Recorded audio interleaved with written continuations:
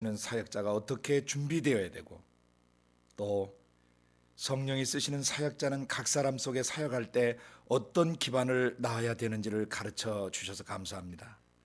아버지, 오늘 이 시간 계속해서 요한복음을 통해 성령님이 쓰시고자 하는 그 사역자들을 어떻게 준비시키셨는지 우리 주 예수 그리스도를 통해서 배우기 원합니다. 아버지, 성령과 말씀으로 저희를 가르쳐 주시옵소서.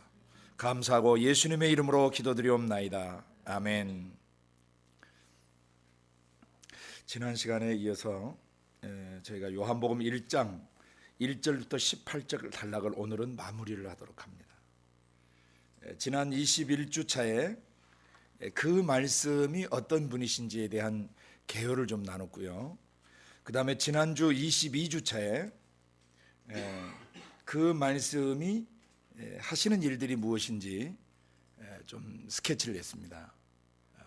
그 말씀과 세상죄를 지고 가는 어린 양, 그 말씀은 세상죄를 지고 가시는 분이시다. 그 말씀은 아버지와 우리를 가나 혼인식장에서 물이 변화의 포도주가 되게 하실 때 그 말씀은 우리의 본질을 변화시켜 주시는 분이시다. 아버지와 우리 사이를 다시 연합시켜 주시는 분이시다. 그 말씀은 우리의 마음 성전을 청결케 해주시는 분이시다. 3장에서 그 말씀은 우리를 거듭나게 하시는 분이시다. 그 말씀은 위로부터 오셔서 우리로 하여금 하나님의 보내심을 받아서 우리도 성령을 한량없이 부음받게 하셔가지고 하나님의 말씀을 하게 도우시는 분이시다. 다음에 사마리아인과의 사장 만나면서 그 말씀은 우리로 아버지께 신령과 진정으로 예배를 드리게 해주시는 분이시다.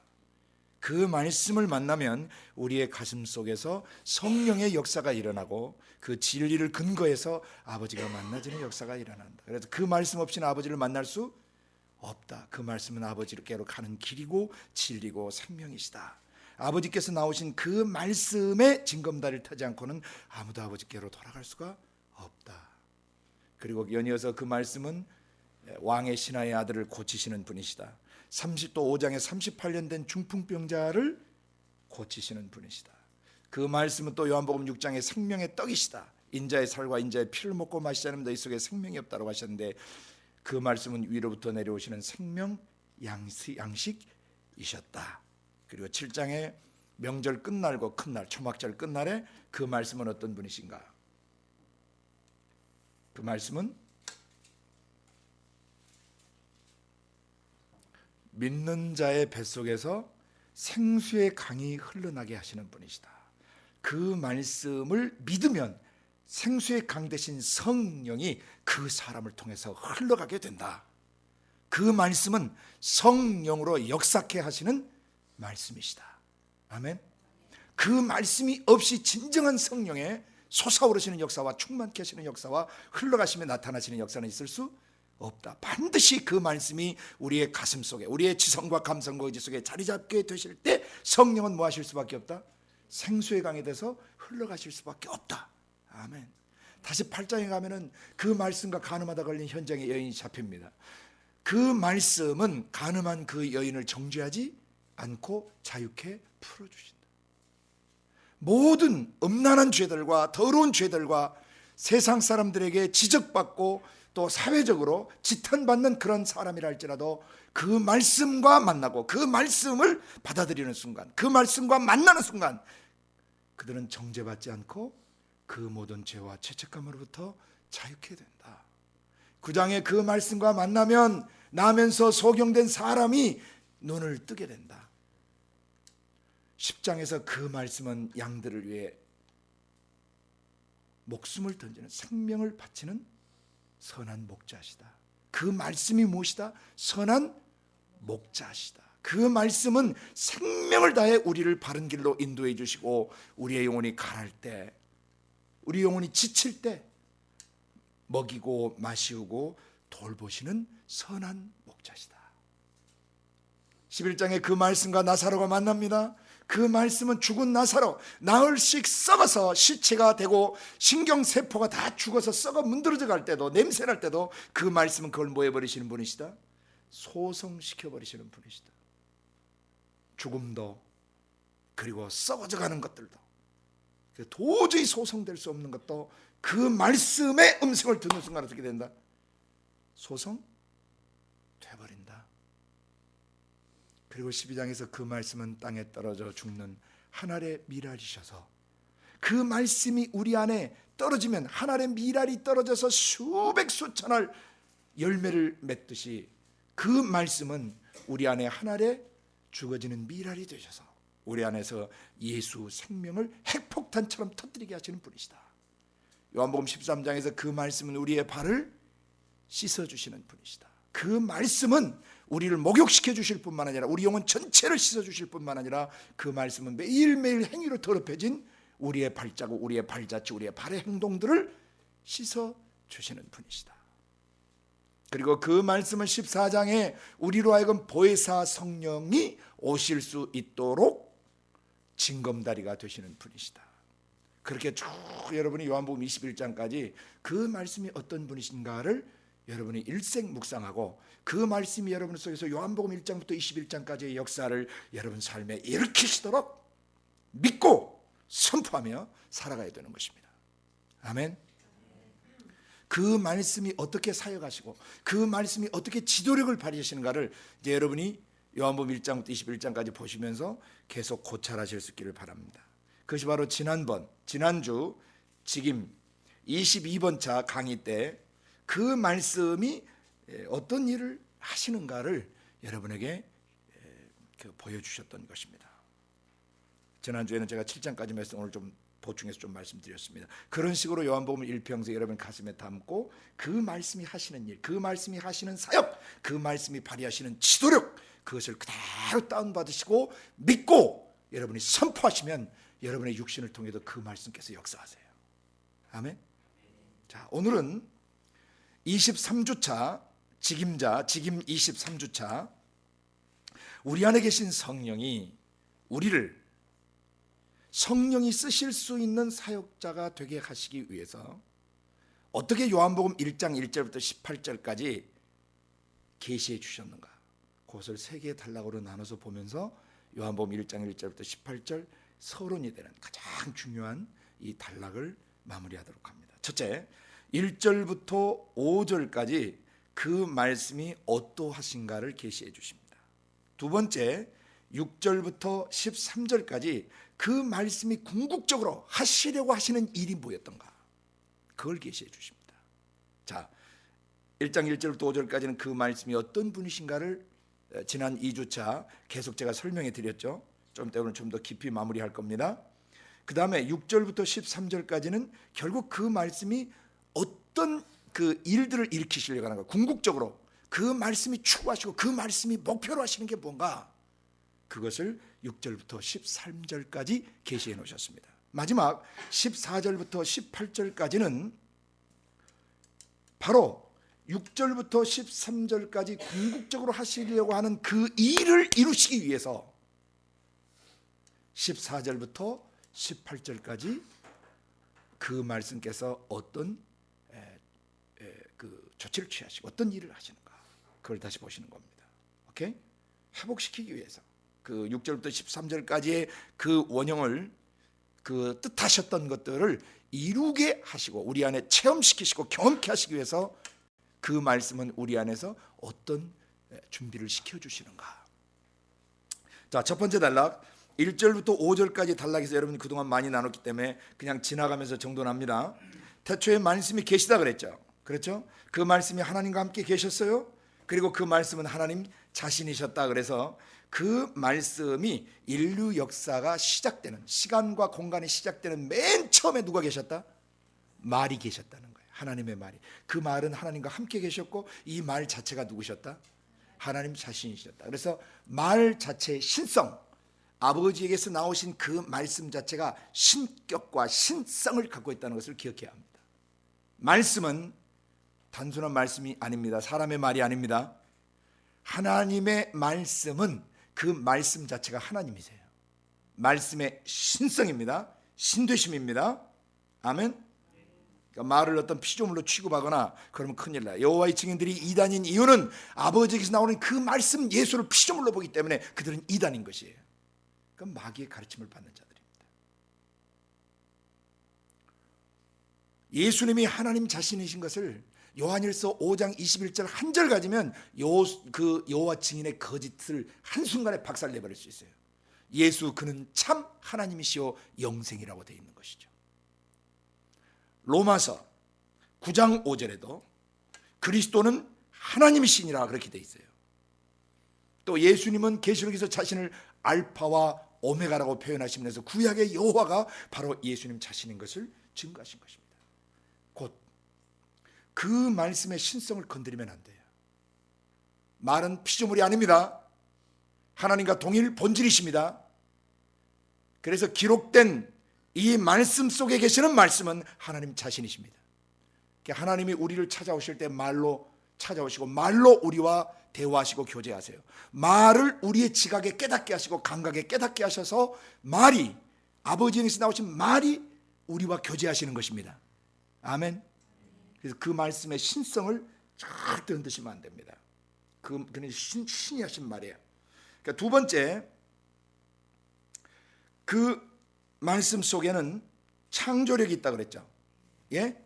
말이 떨어지는 곳에 다 창조되어 나와요. 그러니까 여러분이 하나님의 말씀을, 이 신성의 말씀을 제대로 레마로 다운받으시면 여러분이 말할 때 기적이 일어나요.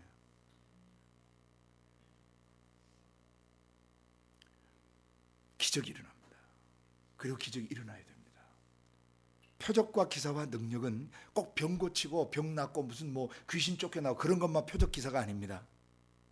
사람의 생각이 바뀌는 것도 기적입니다. 사람의 마음가짐이 바뀌는 것도 하나님의 임재의 표적입니다. 표시입니다. 사고방식과 감성체계가 바뀌어요. 무뎠던 감성이 따스해지고 돌같이 굳었던 심령이 녹아지는 것은, 그것은 아버지의 성령이 나타나신 증표입니다. 표적과 기사입니다. 하나님의 말씀을 듣는 순간 생각이 깨어지고 깨어나고 그리고 감성이 다 풀리고 의지의 굳센 결단이 일어나는 것 자체가 하나님이 임재하신 거고 하나님이 여러분을 만나시는 거고 그 다음에 여러분 안에 표적과 기사와 능력이 시작된 겁니다. 이 작은 경험, 이 기본적 경험을 바탕으로 해서 하나님의 말씀의 확실성, 신성, 능력, 창조력을 여러분이 믿고 선포하시면서 여러분은 기적을 경험하게 될 것입니다.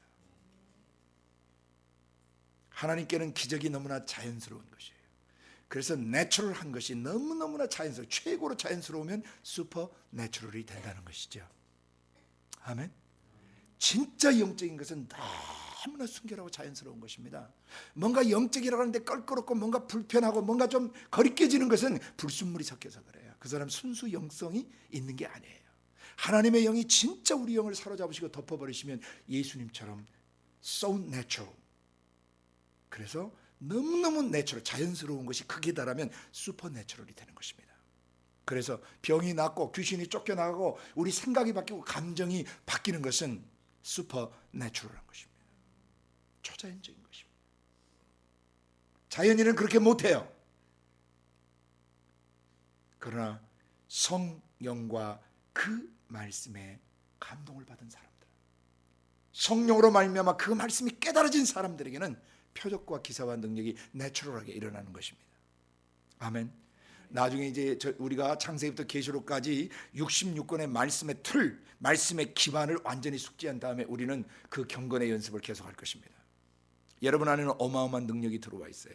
사단 마귀 귀신들이 장난친 게 있어요. 그게 뭐냐면은 사람이 최면을 걸거나 사람이 어떤 부분을 그 마인드 컨트롤을 해서 그 사람 자체가 스스로 신이 되게 만들고 사람 자체가 뭔가 각성을 통해서 스스로의 그 힌두교 그 쿤달리니 각성처럼 스스로를 각성시켜서 내재된 힘으로 하나님이 되려고 하거나 하나님처럼 행동하게 하려고 하는 것은 마귀의 속임수예요.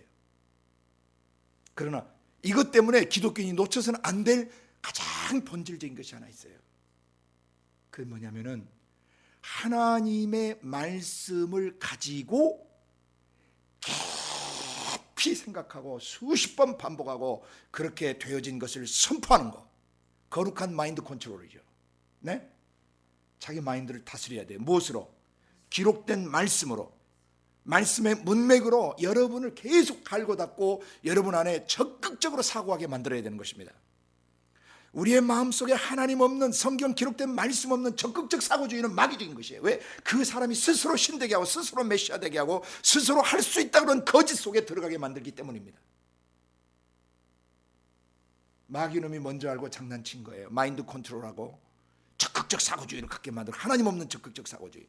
그러나 그것은 원래 하나님이 우리에게 준 선물입니다. 거룩한 마인드 컨트롤, 나의 마인드를 통제해야 되는 것이죠. 뭐하라고? 기록된 말씀의 지배를 받으라. 아멘.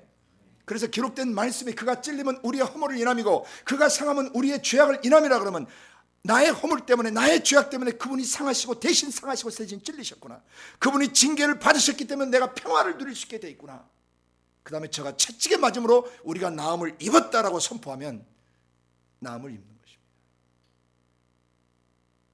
하나님의 입장에서 우리를 그렇게 회복시키고 안 시키시고 하는 것은 하나님에게 달려있는 거고, 우리는 뭐 해야 돼요? 그분이 하신 것을 믿어야 되는 것이죠. 아멘. 고쳐지든 안 고쳐지든 우리는 하나님이 말씀하신 것을 주장해야 되고 선포해야 됩니다. 그리고 나서 그분이 역사하시고 안 하시는 그분의 몫이고, 우리는 피조물로서 아버지가 말씀하신 것에 절대성을 두고 믿는 것입니다. 아멘. 왜? 그 말씀에 창조력이 있고 그 말씀이 한번 떨어지는 곳에는 변화가 있기 때문입니다. 그 말씀이 땅바닥에 닿을 때 생명체가 돋아나고 나무와 풀들이 돋아나고 과일나무가 돋아났어요. 공중에 닿을 때 새들이 날았습니다. 물에 그 말씀이 닿을 때 물고기들이 살아 움직였습니다. 그 말씀이 내 육체와 마음에 닿으시면 역사가 일어나는 것입니다. 그래서 매일매일 창조의 역사를 이루어가야 합니다. 그것이 바로 요한복음 1장 3절에서 사역자 된 여러분이 성령이 쓰시는 지금자는 그 말씀의 창조력을 믿어야 합니다. 아멘. 자기가 선포해놓고도 그렇게 됐으면 좋겠어요. 그렇게 될 수 있을까? 그렇게 되면 얼마나 좋을까? 절대 역사가 안 일어나는 것이죠. 맞든 틀리든, 여러분의 감각과 맞든 안 맞든 간에 여러분 하나님의 말씀이 말씀하시면 그대로 선포하시면 됩니다. 왜? 그 말씀이 역사하세요. 그리고 그 말씀의 신성을 절대 믿으셔야 돼요. 여러분이 사람이지만 하나님의 말씀을 받으면 신들이 되겠다고 예수님이 말씀하신 거예요. 하나님과 같은 신이 된다는 뜻이 아니라 하나님의 신성의 모든 충만을 여러분이 덧입고 흘러보낼 수 있다는 것입니다. 그 말씀이 여러분 안에 깨달아지면 여러분의 신적인 파워가 나가요. 아멘. 그래서 아무리 육신의 이성과 감성과 의지로 논리로 노력하고 애쓰고 체계를 잡고 훈련시켜보고 양육하고 교육하고 사람들을 권고해봐도 변하지 않는데, 그 말씀, 그 말씀의 신성이, 신적 성품이 그 안에 말씀을 통해서 경험되어지면 창조의 역사가 바로 일어나요. 그러면서 어떻게 된다고 그랬죠? 그 안에 생명이 있다 그래서 그 말씀 속에 생명이 있다. 그 증명해 드렸잖아요, 지난 시간에. 그 말씀이 닿는 순간 죽은 자가 살아나요, 안 살아나요? 없던 것이 생겨요, 안 생겨요? 생명이 일어나요. 구부러졌던 것이 펴져요. 일어났는데 침상을 들고 가라! 잠잠하라! 고요하라! 명령하실 때 그대로 되어버린다는 것입니다. 그것이 말씀의 신성이고 말씀의 위력이며 말씀의 신적 권위시고, 그것이 바로 말씀의 창조력이시고 말씀 속에 있는 생명력입니다. 죽었던 것이 소성되는 것은 그 말 속의 창조력, 그 말씀의 신성, 그 말씀의 창조력, 그 말씀의 생명력 때문에 일어나는 것입니다. 하나님의 성령이 쓰시는 사역자는 그 말씀의 생명력이 있어야 돼요. 아멘. 그래서 여러분이 이런 확신을 가지고, 내 말에는 생명이 없지만 아버지 말씀에는 생명이 있습니다. 내가 살리는 것은 영이요 육은 무익하니 내가 너에게 일러준 말들, 레마의 말씀들이 곧 영이요 생명이다라고 말씀하신 것입니다. 언어는 문화가 아니고 언어는 사람의 영의 외적 표현입니다. 그래서 내가 너에게 일러줬던 말들, the words that I have spoken to you are spirit and life. 말은 영 자체예요. 아멘. 그리고 거긴 생명이 있어요. 레마의 말씀 안에는 생명이 흘러요. 비록 여러분이 사람이지만 여러분의 언어로 하나님의 생명의 말씀, 레마화된 말씀을 대언하면 생명의 역사가 일어난다는 것입니다. 아멘. 이걸 굳세게 믿고 선포하시면서 외치셔야 돼요. 그래야 성령이 쓰시는 사역자가 될 수 있어요. 아주 요한복음을 통해서 계시되는 가장 중요한 사역자의 기본이에요. 말씀에 대한 바른 이해가 있어야 됩니다. 말씀이 어떤 분이신가.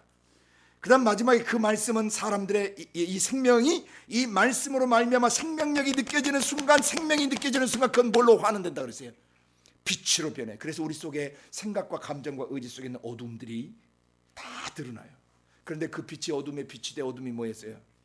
깨닫지 못했어요. 그건 지난번 제가 여러 차례 설명드렸습니다. 사람들 어두운 심령 속에 도저히 선한 성품이 있을 수 없어요. 모든 사람은 헬라인이나 유대인이나 다 죄 아래 있다라고 로마서 3장 9절은 선포합니다. 유대인이든 이방이든 모든 사람은 죄 가운데 있어요. 죄 가운데 있는 특징이 뭐냐?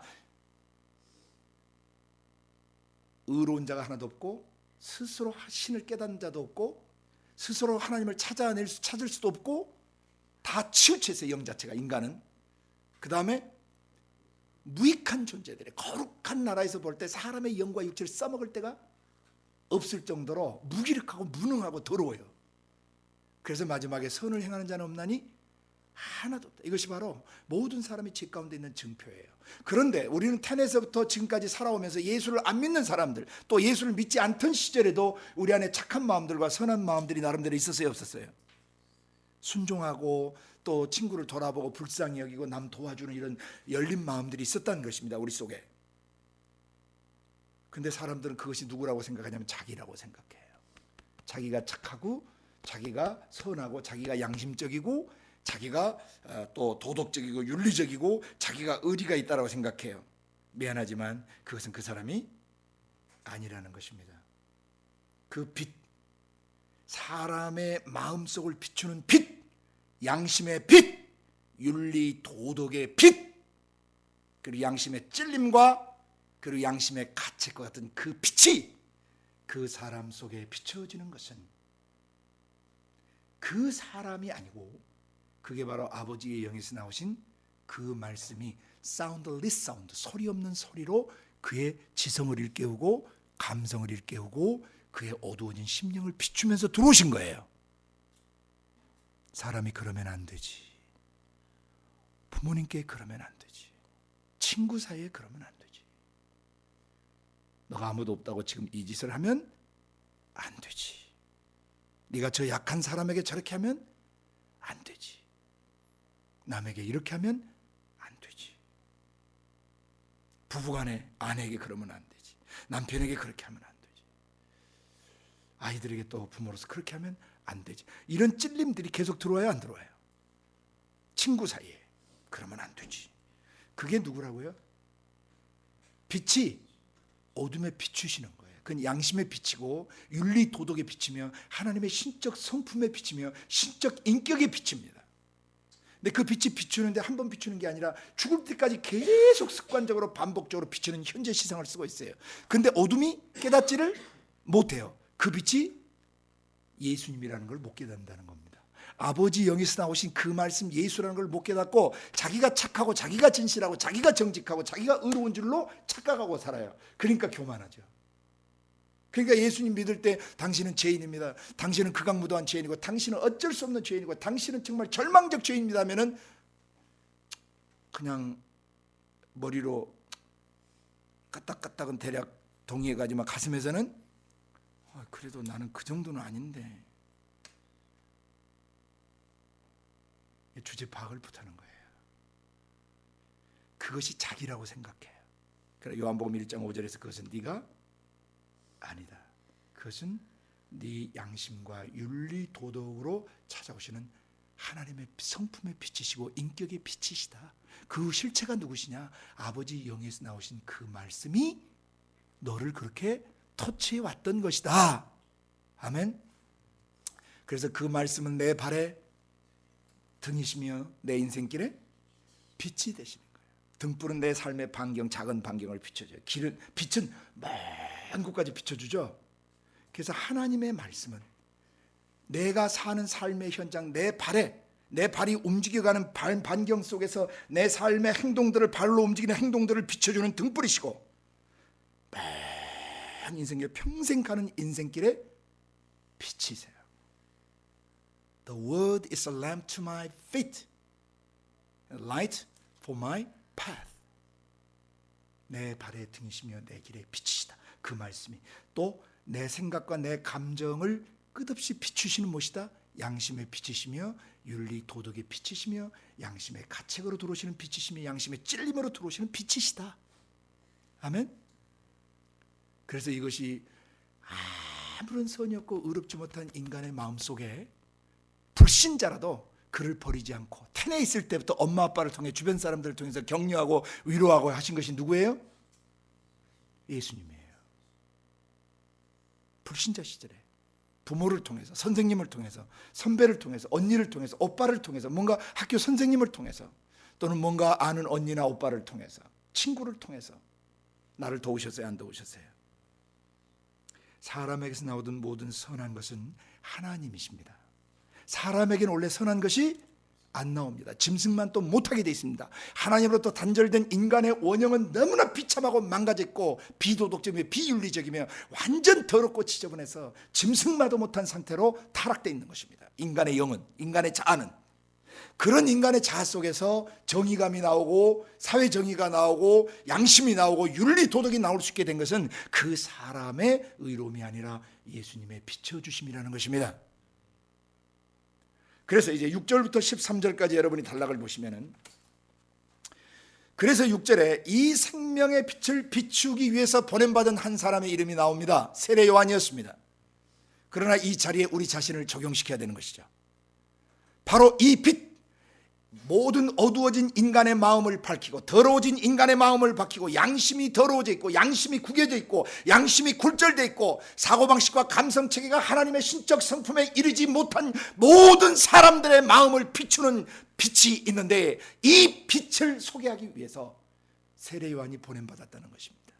그리고 우리가 이 세상에 보냄받은 것이고, 우리가 예수 믿은 다음에 우리가 해야 될 일은 바로 이 세례 요한적 사명입니다. 이 생명의 빛, 사람을 죽음에서 살리고 어둠에서 빛으로, 죽음에서 생명으로 돌이킬 수 있는 이 말씀의 생명력, 이 말씀을 통한 빛, 이것을 전달하기 위해서 세례 요한이 보냄받은 것처럼 주님, 나도 남은 생을 이 빛에 대해서 증거하기 위해서 제가 이 세상에 다시 보냄받은 줄을 믿습니다. 사역자, 그 사람 누군가? 이 빛에 대하여 증거하는 사람이에요. 그럼 이 빛과 이 생명이 누구를 통과해야 돼요?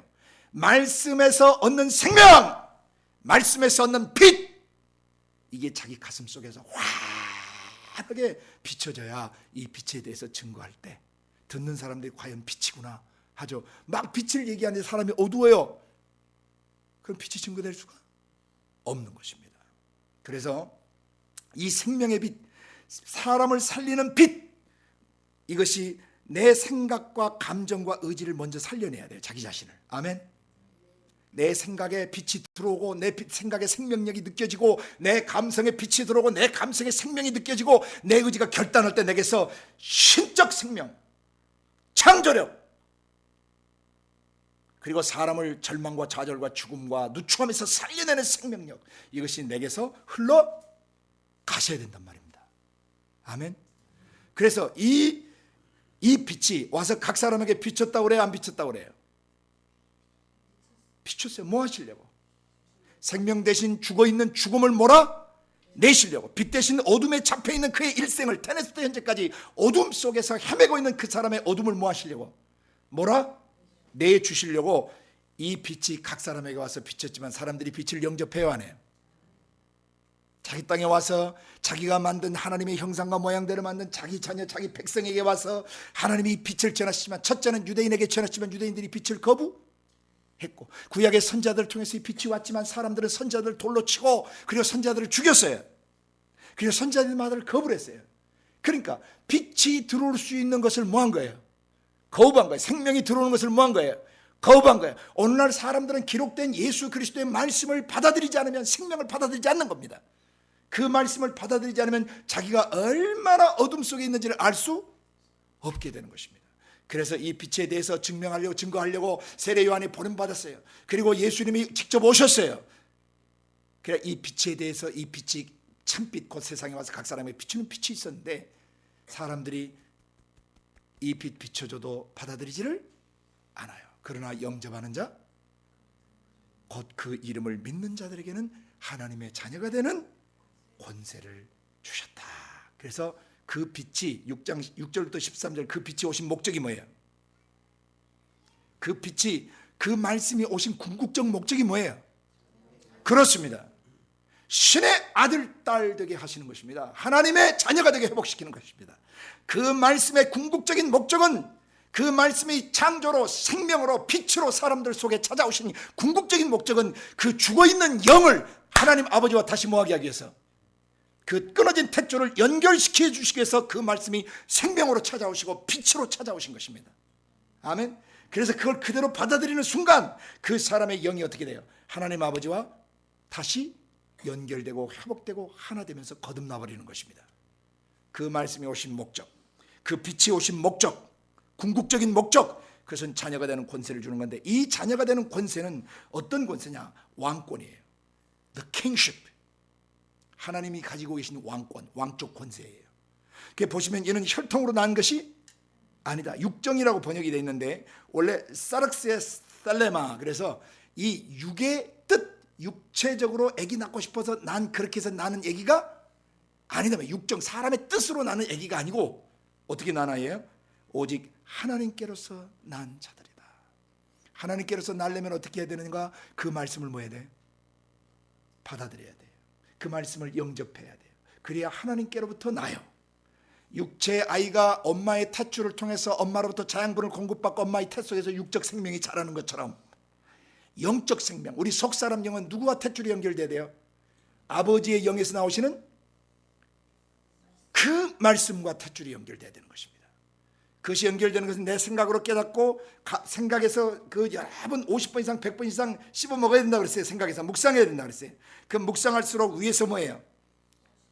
음식이 위에서 소화되듯 감정에서 그 말씀이 소화되고, 다음에 위에서 소화된 그 음식이 장에서 흡수되는 것처럼 우리 감정에서 소화되어진 그 말씀이 우리의 의지에 흡수되어서 동력을 일으킨단 말입니다. 육신의 음식이 육신의 생명과 에너지를 공급하는 것처럼 아버지 영에서 나오시는 그 말씀을 생각으로 먹고 감정으로 소화하고 의지로 흡수하게 되면 영적 동력이 생겨요. 신적 동력이 생겨요. 신적 파워가 생겨요. 아멘. 그때 이 사람이 하나님의 자녀로서 권위를 갖고 그 자녀된 권세를 사용하게 돼요. 이 권세는 디바인 sonship이에요. 신의 아들됨의 권세예요. 그리고 디바인 킹십이에요. 하나님의 왕 대신 왕권을 부여받는 것이에요. 그리고 메시아닉 킹십이에요. 오시리라는 기름 부음 받으신 메시아의 왕권이에요. 이것을 그 말씀 예수를 받아들이는 사람에게는 바로 디바인 sonship, 신의 아들 되심과 디바인 킹십, 하나님의 왕 되심과 그 다음에 메시아닉 킹십, 메시아의 왕 되심이 그 사람 속에 경험돼 버리는 것입니다. 이것이 그 말씀이 우리 속에 오신 목적입니다. 궁극적 목적입니다. 죽음에서 나를 살리고 어둠에서 빛 가운데로 들어오게 하시며 흑암의 나라에서 사랑의 아들의 나라로 나를 옮겨주신 거예요. 그래서 그 말씀이 궁극적으로 한 사람의 생각 속에, 감정 속에 있는 어둠을 뚫고 들어가서 생명의 역사를 일으키게 되면 그 사람이 어떻게 되는 거예요? 거듭나는 것입니다. 하나님의 자녀가 되는 것입니다. 신의 아들, 딸로 회복되는 것입니다. 그러면 자녀됨이 왜 중요하다고 그랬습니까? 로마서 8장 17절, 자녀이면 후사, 곧 하나님의 후사요 그리스도와 함께한 후사가 되기 때문이다. 후사가 뭔가? 상속자다. 그 상속은 뭐 하는 가? 아버지 것을 물려받는 것이다. 그 아버지의 무엇을 물려받는가? 모든 신적 성품과 모든 신적 권능을 우리의 영과 육에 다운받는 것입니다. 상속받는 것입니다. 그래서 하나님의 자녀되는 권세는 그렇게 중요한 것입니다. 아멘. 그러면 이제 그 말씀을 믿고 그 말씀의 생명, 그 말씀 속에 있는 빛을 영접해서 하나님의 자녀가 되는 것인데, 바로 이 자녀된 삶, 이 자녀된 신의 아들, 딸됨의 권세를 사용하면서 죄를 이기고 죽음을 이기고 질병을 파하고 사단 마귀 귀신을 때려잡고 그들 후려치고 사람들에게서 몰아내기 위해서 어떻게 해야 되는가? 그게 14절부터 18절까지 게시되어 있는 마지막 단락이에요. 바로 이런 회복, 또 이 킹십, 왕권을 발동하고 창세기 1장 26절부터 28절까지 원래 디자인하셨던, 계획하셨던 하나님의 형상과 모양을 덧입어서 하나님과 함께 뭐하는? 공동 통치할 수 있는 다스리는 권세, exercise kingship, 왕권을 발동할 수 있는 그런 사람 만들어주기 위해서 14절 그 말씀이 뭐 하신 거예요? 육신을 입어주신 것이에요. 그 말씀께서 뭐 하셨다? 육신이 되셨다. 그리고 우리 가운데 뭐 하셨다? 거하셨다. 그 말씀이 우리 안에 거주지를 삼고 들어오셨다 이 말입니다. 아멘. 그리고 우리는 그 말씀의 영광을 보았다. 근데 이 영광은 아버지의 독생자의 영광인데, 이때 독생자라고 하는 말을 주의하셔야 돼요. 모노게네스, 그래서 홀로 존재하신 아드님, 그런 말이에요. 홀로 존재하시는 그 말씀, 홀로 존재하시는 아드님, 아버지의 독생자의 영광이시다. 그리고 그 말씀엔 뭐가 가득 차 있었다? 은혜와 진리가 충만해 있었다. 가득 차 있었다. 이 14절을 성령이 쓰시는 사역자가 되시려면 반드시 여러분은 경험하셔야 돼요. 말씀이 먼저 여러분 속에 뭐 되셔야 돼요? 육화되셔야 돼요. 말씀이 육화되는 거 어떻게 되시느냐? 이것과 똑같아요. 마태복음 2장 18절 이하에 보면 예수님이 어떻게 잉태하셨는가를 계시합니다. 성령으로 잉태하셨다. 어디 속에? 한 여인의 태속, 뱃속에 성령으로 그 말씀이 그 뱃속에 들어오셔서 그 배에서 그 말씀이 육화되신 거예요. 아멘. 그러면 오늘 성령이 우리 속에서 어떻게 그 말씀 예수를 우리에게 육화시키시는가? 그것은 우리의 생각에 모실 때, 그리고 그 생각 속에서 계속 말씀을 모시고 그 말씀을 인정하고 그 말씀대로 되어질지다. 예를 들어서 그 말씀이 병을 고치시면 그 병이 고쳐진다는 걸 믿고 그 말씀이 고치신다, 그 말씀이 고치신다, 그 말씀이 고치신다. 왜? 어떻게 그 말씀이 말씀하시죠? 나를 믿는 자들에게 이런 표적이 따르겠다고 그러시죠. 특정 선지자나 선교사나 어떤 특정 사역자들에게 따르는 게 아니라 믿는 자들에게 이런 표적이 따라요. 예수께서 십자가에 죽으시고 다시 사신 부활 생명을 가지신 분이라는 것을 믿는 자들에게는 이런 표적이 따라요. 내 이름으로 귀신이 쫓겨나요. 새 방언을 말합니다. 뱀을 짚습니다. 무슨 독을 마셔도 해봤지 않습니다. 병든 자에게 손을 얹은 척 나으리라고 말씀하시기 때문에 제자들이 나라가 두루 1008세 주께서 함께 역사하사 그 따른 표적으로 말씀을 확실히 증거해 주셨다 이 말이죠. 아멘. 우리도 그 말씀이 우리 안에서 육화되시게 하려면 그 말씀이 내 생각과 감정과 의지 속에서, 마치 태 속에 들어간 그 정자 생명씨가 태 속에서 10개월 가까이 자라고 그 안에서 자리 잡아가는 것처럼 그 말씀께서 내 생각의 태 속에, 내 감정의 태 속에서 그 말씀이 몇 개월이라도 뭐 하셔야 돼요? 내 생각을 지배하시고 감정을 지배하시고 내 의지를 지배하셔야 돼요. 아멘. 그렇게 되면 그 말씀이 나의 지성과 감성과 의지에 육화되시면서 그 말씀이 내 영혼과 육체를 사로잡으시게 되고 내 육체를 통해서 예수님 육체를 통해 일어났던 일들이 재현되는 것입니다.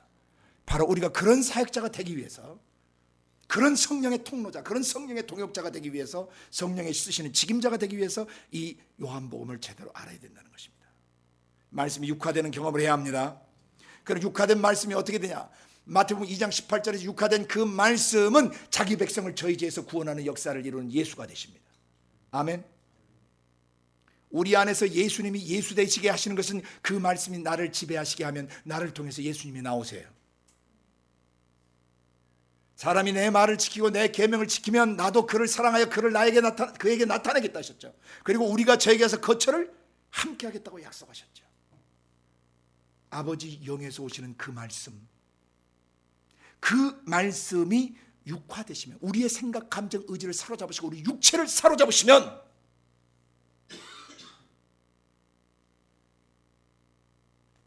내 죄에서 나를 구원하시고 또 다른 사람을 그 죄에서 구원하게 하신다 이 말입니다. 성령으로 잉태되신 말씀, 레마로 경험된 말씀은 나 자신을 상처로부터 나를 구원하고 나의 질병으로부터 나를 구원하고 나의 연약함으로부터 나의 문제로부터 나를 건져낼 뿐만 아니라 나를 만나는 사람을 그 말씀으로 자유케 하고 치유하고 구속하고 회복시켜주고 재건축시켜주는 것입니다. 이거 사역자예요. 성령이 쓰시는 사역자는 그 말씀이 육화되셔야 돼요. 아멘. 그리고 그 죄의 문제를 해결하셔서 그 다음에 뭐 하시냐면 우리 안에 임마누엘 하시는 겁니다. 죄 문제를 몰아내 그 말씀께서 죄를 죽이고 죄 태우고 죄 씻으셔서 그 말씀께서 우리 안에 임마누엘로 내주에 계시는 것입니다. 그래서 항상 우리 안에서 생명이 흐르고 항상 우리 안에서 치유가 흐르고 항상 우리 안에서 회복이 흐르고 항상 우리 안에서 세상을 변화시키는 능력이 흐르게 하십니다. 그 말씀이 육화되셔야 합니다. 그 다음에 그 말씀이 우리 가운데 거하셔 살으셔야 합니다. 그리고 그 말씀의 영광을 보셔야 돼요. 그 말씀을 통해서 나오는 아버지의 성품, 아버지의 신적 성품의 빛, 그게 영광인데 그 말씀을 통해서 신적 성품의 빛이 내 마음속에 경험돼야 돼요. 말씀을 통해서 아버지의 그 따스한 사랑, 아버지의 자애로우심, 자비로우심, 아버지의 친절하심, 아버지의 용맹스러우심, 아버지의 겸손하심, 온유하심, 아버지의 거룩하심, 아버지의 전능하심이 그 성품들이, 그 성품의 빛이 그 말씀을 통해서 내 안에 경험되셔야 돼요. 그래서 우리도 그 말씀의 영광을 봐야 하고, 이 영광은 아버지의 독생자의 영광, 홀로 존재하시는 그 말씀의 영광이시다 이 말이에요. 아버지 자신의 영광이세요. 아버지 자신의 성품은 누구를 통해서 나타나요? 그 말씀 예수를 통해서 나타나는 것입니다. 아멘. 그리고 마지막 가장 중요한 게 있어요. 그 말씀 속엔 뭐가 있다? 은혜와 진리가 충만해 있었다. 은혜가 없는 진리, 그것은 칼같이 날카롭고 무서운 것이에요. 은혜가 없는 진리는 칼같이 날카롭고 매섭고 매정하고 무섭습니다. 정죄와 심판을 가져옵니다. 또 진리가 없는 은혜는 맹탕이죠. 진리의 기준이 없는 은혜는 인본주의예요. 그러니까 인본주의적으로 좋은 것이 좋게, 그냥 다 좋게 진리가 없어요. 그런 값싼 은혜, 변질된 은혜는 하나님께로부터 온 은혜가 아닙니다. 하나님께로부터 오는 은혜는 반드시 진리를 기반으로 하고, 하나님께로부터 오는 진리는 반드시 은혜를 기반으로 합니다. 아멘. 다시 합니다. 하나님께로부터 오는 진리는 반드시 그 속에 뭐가 들어있어요? 은혜로움이 들어있어요. 그 다음에 하나님께로부터 오는 은혜 속에는 반드시 진리가 기반되어 있습니다. 그게 무슨 말이냐? 은혜는 죄 때문에 망가져서 사랑받거나 용납되어질 수 없는 형편없는 존재에게 부어지시는 하나님의 호의와 사랑이에요. 그게 은혜입니다. 그 말씀 속에는 뭐가 가득 차 계시다고요? 은혜가 가득 차 계세요. 아멘.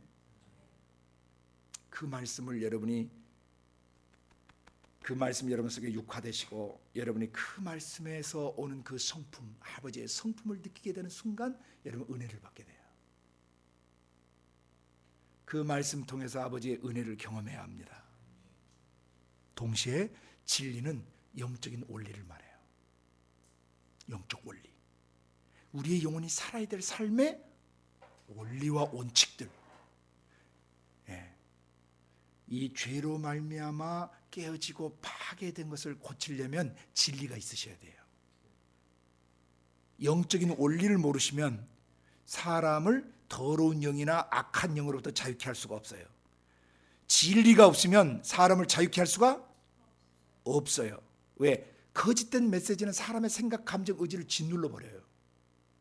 그러나 진리의 메시지는 사람을 자유케 해요. 예를 들어서 누구든지 그리스도 예수 안에 있으면 새로운 피조물이다. 이전 것은 지나갔으니 보라 새 것이 되었다. 진리죠. 이 진리는 우리를 자유케 해요. 무엇으로부터? 마귀놈의 생각, 감정, 의지가 끝없이 우리에게 불어닥치는데, 이것은 내가 아니라고 성경이 가르쳐 주는 것이죠. 이제 이것을 행하는 자는 내가 아니요 내 속에 거하는 죄인데, 죄는 누구로부터 오는가? 마귀놈의 영으로부터 나오는 마귀놈의 생각, 감정, 의지를 죄라고 부른다 이 말이에요. 그 죄를 짓게 되면 마귀하고 한통속이 되고 마귀에게 속해버려요.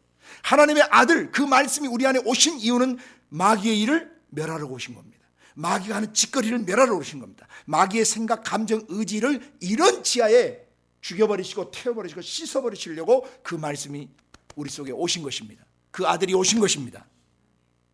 그래서 진리는 우리를 자유케 합니다. 또 진리는 우리를 거룩케 합니다. 참된 영적 원리를 아는 순간 진리의 거룩함으로 지으심을 받은 새 사람이 되어버려요. 내가 여태 속았구나. 거짓된 자아상이었구나. 거짓된 메시지 듣고 내가 여태 속아 살았구나. 깨닫는 순간 자유케 되면 진리가 우리를 자유케 하고 진리가 우리를 거룩케 하는데, 사역자는, 성령이 쓰시는 사역자는 반드시 말씀을 통해서 하나님의 영광을 봐야 되고, 말씀을 통한 은혜를 체험해야 되고, 말씀을 통한 진리의 기준을 반드시 회복받아야 되는 것입니다. 진리의 기준이 없이 은혜를 베푸는 것은 지가 사람들한테 영광 받는 것이에요.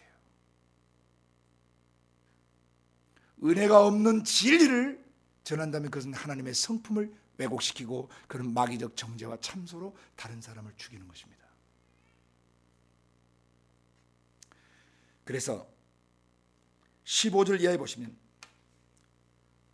세례요한 얘기도 바로 이분이, 내가 지금까지 내 뒤에 오신 분, 나보다 능력 맡아고 하신 분이 누구시다? 바로 이 은혜와 진리가 충만하신 이분, 말씀이 육화되신 이분, 아버지의 영광이 반사되시는 이분이 바로 내가 말해오던 분이었습니다 라고 세례요한이 증거하는 것입니다.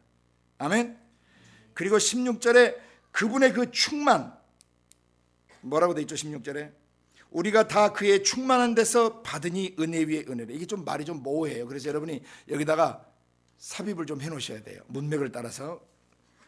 우리가 다 그의 충만한데, 무엇이 충만한 것이요? 그렇죠. 거기다 은혜와 진리를 넣으셔야 돼요. 그분의 충만한 은혜와 진리, 그 육신을 입으신 예수 안에 뭐가 충만히 가득 차 있어요?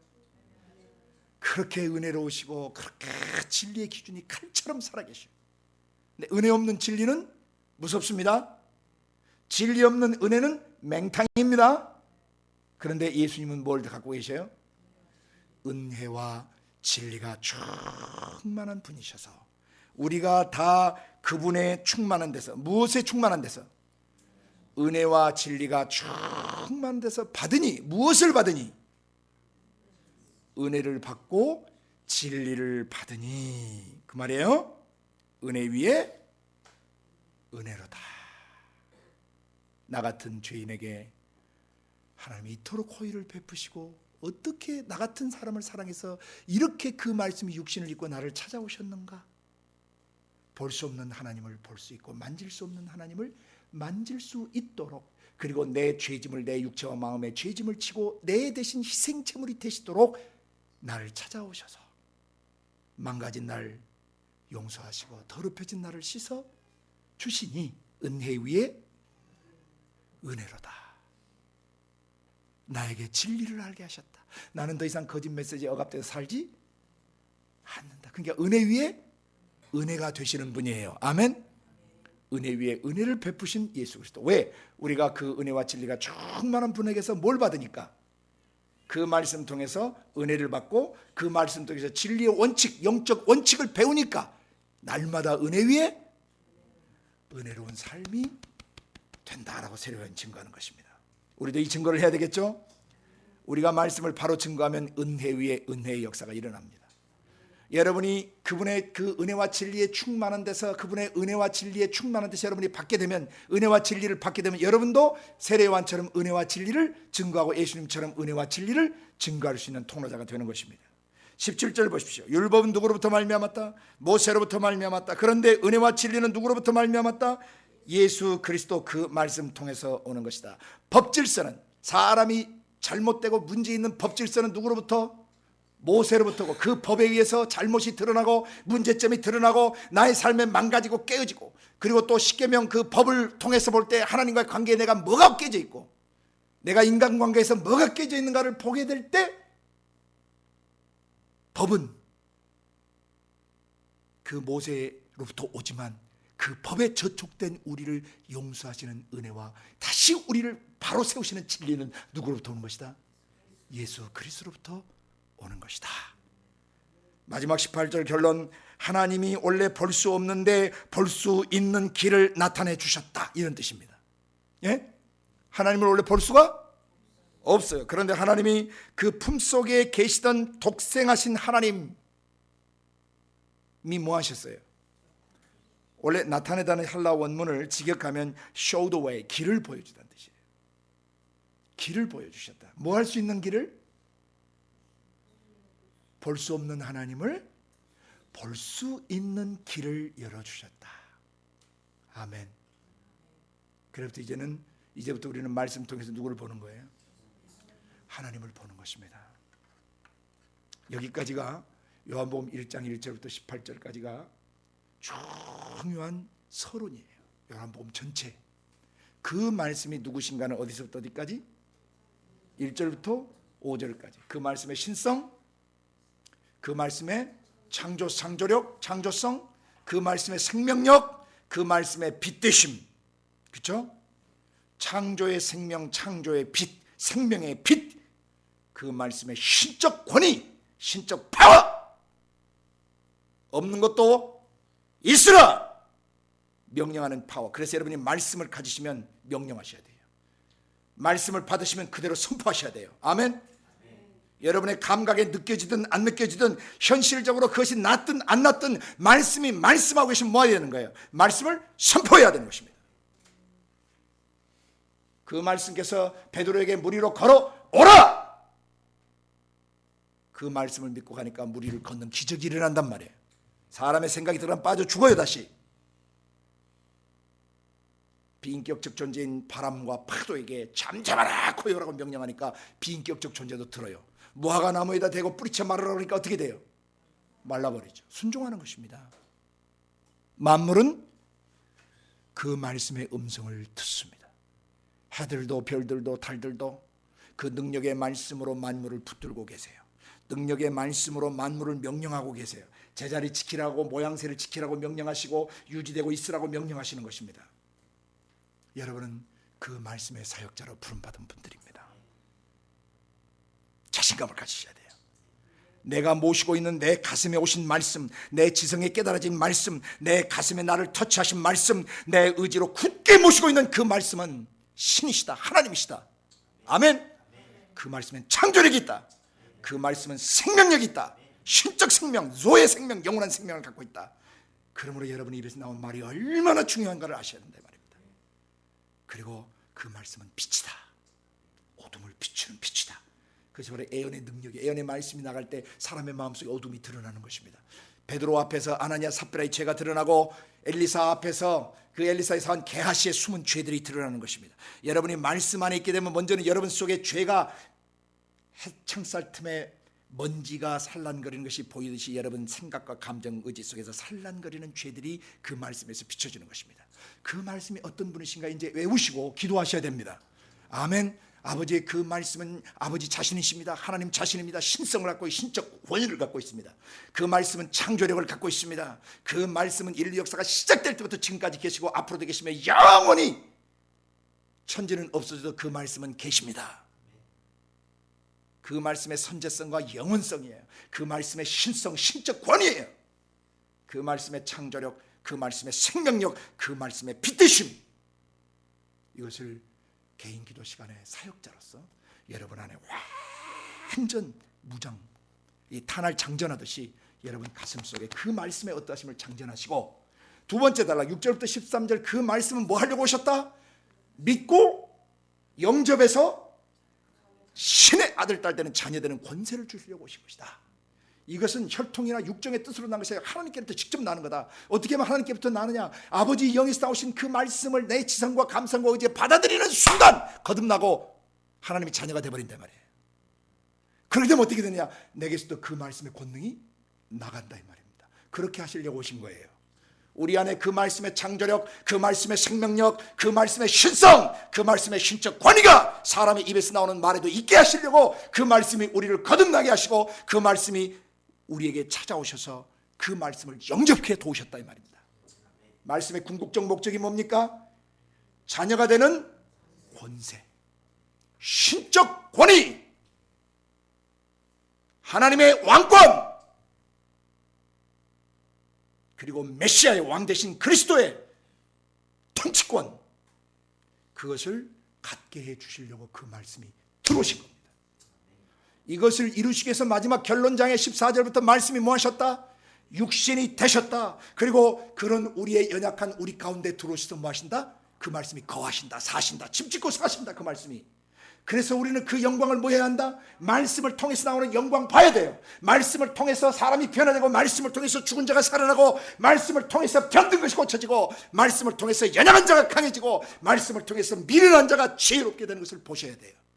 그 말씀의 영광이 나타나는 것입니다. 이것은 누구의 영광이다? 내 영빨이나 내 영광이 아니고 그 말씀을 통해서 나타나는 영광은 누구의 영광이다? 아버지의 독생자의 영광이시다. 아버지 품속에 홀로 존재하시는 그 아드님 그 말씀의 영광이시다 이 말입니다. 내 말빨이 아니라 이 말이야. 내 영광 아니라 이 말이야.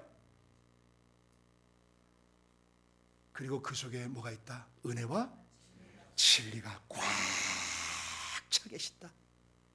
그 말씀 만나면 은혜 받는다.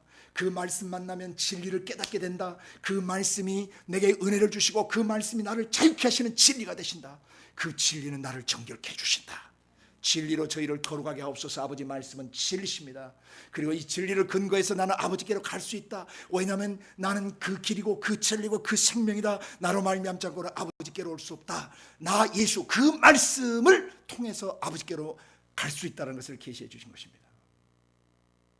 그 말씀이 육화되셔야 됩니다. 여러분 속에서 성령이 쓰시는 직임자가 되려면 반드시 the written word, 기록된 말씀이 the living word, 살아 움직이는 말씀으로 나의 지성과 감성과 의지의 육체에 경험돼야 돼. 그러려면 어떻게 해야 돼? 이 말씀을 절대적으로 받아들여야 되고 기록된 말씀을 떠나지 말아야 될 것이며 문맥을 정확하게 파악해야 되고 귀납적으로 고찰해야 될 것이며 하나님의 음성이 기록된 말씀을 통해서 무엇인지 듣고 먹고 소화하고 의지의 동력을 얻어서 그 말씀대로 역사하셔야 돼요.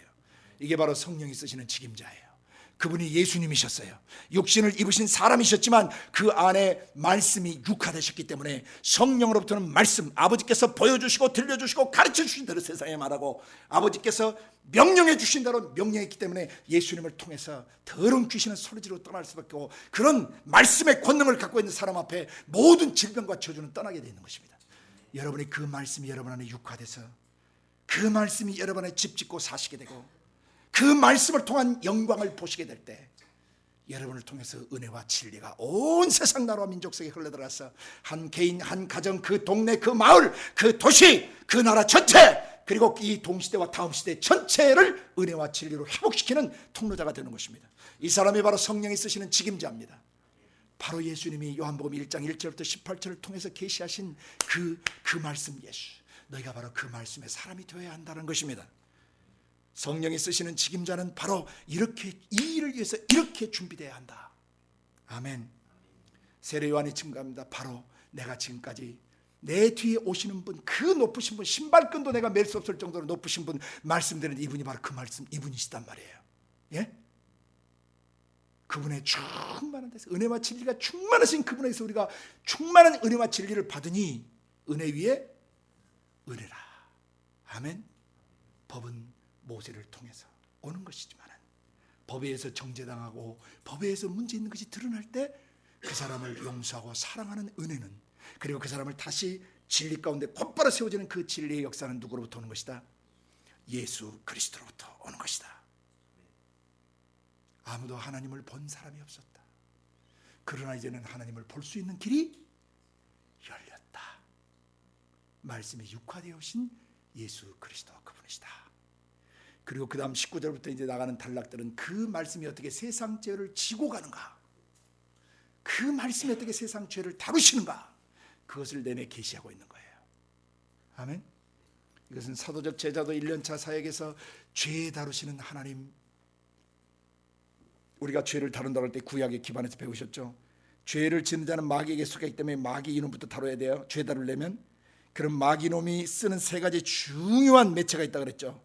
바로적 인격, 광야적 환경, 가나안적 풍속과 규례를 통해서 마귀는 사람을 공격해. 언제든지 이 지상세계가 끝나는 날까지 마귀는 항상 세 가지 루트를 통해서 사람을 공격해요. 뭘? 못된 성격, 인격, 변질된 인격, 바로적 인격, 그리고 삶의 환경, 삶의 실패라든지 질병이라든지 사고라든지 사건이라든지 이런 연약함, 이런 사건 사고를 통해서 환경을 통해서 역사해요. 마귀는. 마지막으로 가나안의 풍속과 기래, 하나님을 대적하는 문화나 가치체계나 사상체계, 음란 문화, 드라마라든지 어떤 인터넷 동영상, 음란 매체나 이런 걸 통해서, 문화체계를 통해서, 가치체계를 통해서, 사상체계를 통해서, 종교체계를 통해서 귀신들은 사람을 뚫고 들어와요. 그 죄를 뭐 하는 거예요? 그 죄를 죽이시고 태우시고 실수로 그 말씀이 들어오신 거예요. 그리고 그 말씀을 뭐하게 하시냐? 믿게 하시죠. 네? 믿는 순간 어떻게 돼요? 믿음으로 그 죄들을 회개하고 믿음으로 천국 안에 들어가는 것이죠. 그런 믿음으로 하나님 우리 속에 들어오시는 순간 우리가 뭐가 되어버려요? 예루살렘 성전이 되어버리는 것이죠. 예루살렘 성전 되는 것은 뭐가 중요하냐? 그 성전은 하나님이 지상에 거하시는 집이에요. 그리고 하나님이 지상에서 거하시는 신전 성전이에요. 여기서 예배드리고 기도하고 찬양이 우리 마음속에서, 육체 안에서. 마지막 하나님 나라와 하나님 정부, Government of God 또는 Parliament of God, 그것이 인간의 육체와 마음속 성전에 임하시는 거예요. 성전은 세 가지 개념을 갖고 있어요. 집이에요, 신전이에요, 하나님 나라의 정부예요. 지상 정부, 통치센터, 보좌가 계시는 곳이에요. 예루살렘은 하나님의 보좌라고 돼 있어요, 성경에. 믿는 사람의 마음 성전은 여호와의 보좌라 일컬음을 받아요. 그러면 여러분이 얼마나 어마어마한 존재십니까? 아멘. 자녀됨의 이 기초, 그 말씀 예수를 통해서 바로 여러분이 이런 기초가 다져지면 그런 사람을 하나님 나라의 사람 낳는 업으로 추수할 일꾼으로 여러분을 세우시고, 일꾼 역할 잘하면 지도자로 세우시고, 그 지도자 잘하면 다른 나라로 선교사로 나가서 예루살렘과 유대와 온 사마리아 땅 끝까지 이르러 이 사실들을 증거하게 도와주시는 것입니다. 아멘. 그 말씀이 오늘 여러분 안에 완벽하게 이해되시기를 예수님의 이름으로 축복합니다. 그 말씀의 어떠하심을 1절부터 5절까지 그 말씀이 궁극적으로 이 세상에서 하시려고 하는 일은 자녀됨의 권세를 회복시켜 주시는 것이다. 그 자녀됨의 권세를 회복시켜 주시기 위해서 14절부터 18절까지 어떠셨다? 말씀이 육신되어 오셨고 우리 안에 거하시고 아버지의 영광을 보게 하시고 은혜와 진리가 충만하게 하시며 아버지를 볼 수 있는 길을 열어주셨다. 그래서 우리로 그 아들 예수 그리스도처럼 살게 하시려고. 아멘. 그래서 이제 성령이 쓰시는 사역자는 요한복음 1장 1절부터 18절까지 본문대로 자기 자신을 준비해야 되는 것입니다.